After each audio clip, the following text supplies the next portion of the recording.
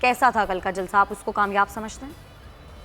वज़ीर-ए-आज़म ने यह भी कहा था कि जब $1 की कीमत बढ़ जाए तो 1 खरब का, और आपके दौर में कितने रुपयों का इजाफा हो चुका है। मोहतरमा मरियम नवाज़ एक टेम्पो बनाने के लिए पोजीशन में हैं और बना रही हैं।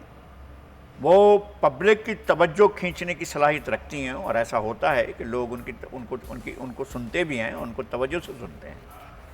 लेकिन पॉलिसीज़ के एतबार से जो नून लीग जिस जगह पर नुक्ता हाय नज़र की वजह से मुनकसिम है कि एक अप्रोच कुछ कहती है, दूसरी अप्रोच कहती है, तीसरी, अगर इंटेंशनली इन्होंने खुद ही अपनी ग्रुपबंदी कर रखी है, तब भी उनका जो वोट बैंक है, उनकी जो फॉलोइंग है, वो भी तकसीम हो रही है। ऑब्वियसली ये चीज़ उन्हें समझने की है। फिर लोग ये पूछेंगे कि मोहतरमा मरियम नवाज साहबा, आपने तो फरमाया था कि हमने अगले साल भी 2 साल भी इनको दे दिए हैं, तो अब क्या है? अब आपके पास वो कौन सी चीज़ है जिसके तहत आप हालात को चेंज करेंगे? अगले 2 साल तक भी मुल्क पर हालात जूं के तूं रहने के इम्कानात मौजूद हैं, इसलिए कि लीज तो आपने खुद ही दी है। आप जिस चीज़ की लीज खुद दे दें, उसके खिलाफ फिर आप उठेंगे कैसे और किस तरह से ये सारा कुछ होगा? ये माहौल गर्म करने का एक बहाना है, चाहे वो कर रहे हैं, चाहे आज कराची में जलसा किया जा रहा है, लोग वहाँ भी गए थे, लोग यहाँ भी जाएंगे। लोगों का क्या है बेचारों को, उनको पता है कि हमारे दिल की बात करेंगे भी तो उस पर होगा कुछ नहीं।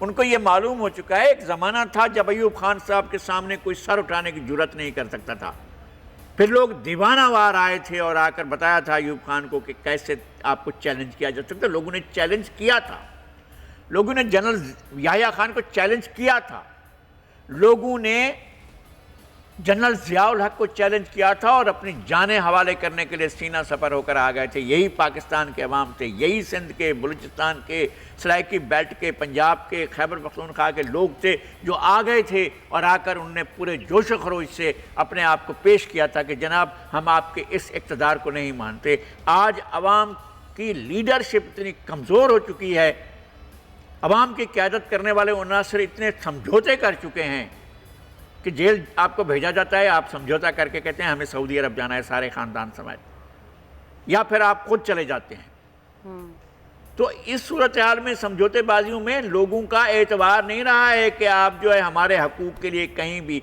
इवन जनाब इमरान खान के सामने भी खड़े होने की सलाहियत रखते हैं। लोगों को पता है कि नहीं, वो डट कर खड़े होने वाली बात नहीं है। अच्छा। अब जहाँ तक एम्पायर अगर साथ हों और अगर एम्पायर की उंगली साथ हो तो फिर तो मुमकिन है कि कोई भी खड़ा हो जाए, लेकिन ऐसे कोई खड़ा नहीं होगा। अच्छा, लेकिन मरियम नवाज शरीफ साहिबा ने एक बात की, उन्होंने कहा कि खान साहब कहते थे मैं इनको रुलाऊंगा, अब पूरी कौम रो रही है। ये बिल्कुल ऐसा है, उन्होंने कहा था मैं रुलाऊंगा और कौम रुल रही है, किसी का क्या नुकसान हुआ।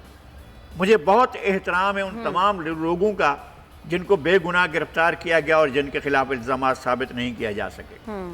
शाहिद खाकान अब्बासी को गिरफ्तार किया गया, ख्वाजा साद रफ़ी को गिरफ्तार किया गया, राना सनाउल्लाह को गिरफ्तार किया गया, आसिफ अली ज़रदारी को गिरफ्तार किया गया और बहुत से लोगों को गिरफ्तार किया गया।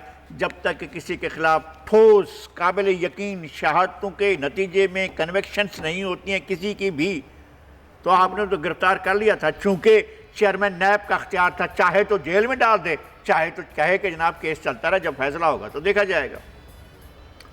मियां नवाज शरीफ का केस चलता रहा जब तक कि कन्विक्शन नहीं हुई, वो बाहर से नहीं वापस आए अपनी गिरफ्तारी पेश करने के लिए, तब तक उन्हें गिरफ्तार नहीं किया गया। उनके कन्विक्शन के बाद गिरफ्तार किया गया और जब छोड़ा तो बड़ी मर्जी से, कन्विक्टेड होने के बावजूद छोड़ा। कहा कि जनाब तशरीफ ले जाइए, आप जहाँ से तैयारा मंगवाएं हम, आप यहाँ से जाइए। तो इस तरह की सूरत हाल लीडरशिप की तरफ से, टॉप लीडरशिप की तरफ से इस तरह के रास्ते निकाले जा रहे हैं। जब लोग देखते हैं कि हमारे लीडर रास्ता निकाल रहे हैं तो फिर वो खामोशी का रास्ता निकालते हैं।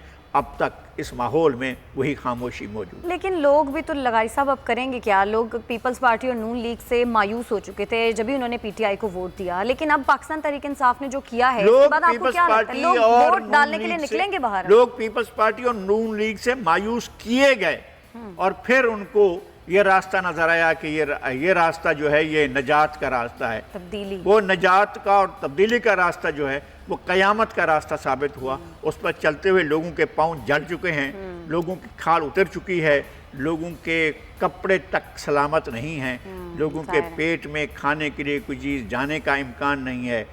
और आज ये सूरत हाल हुई है कि वो अन्नदाता ने कहा है कि हम आपके साथ कोई डील नहीं करते। सब्सक्राइब करें और बेल दबाएं ताकि कोई खबर रह न जाए।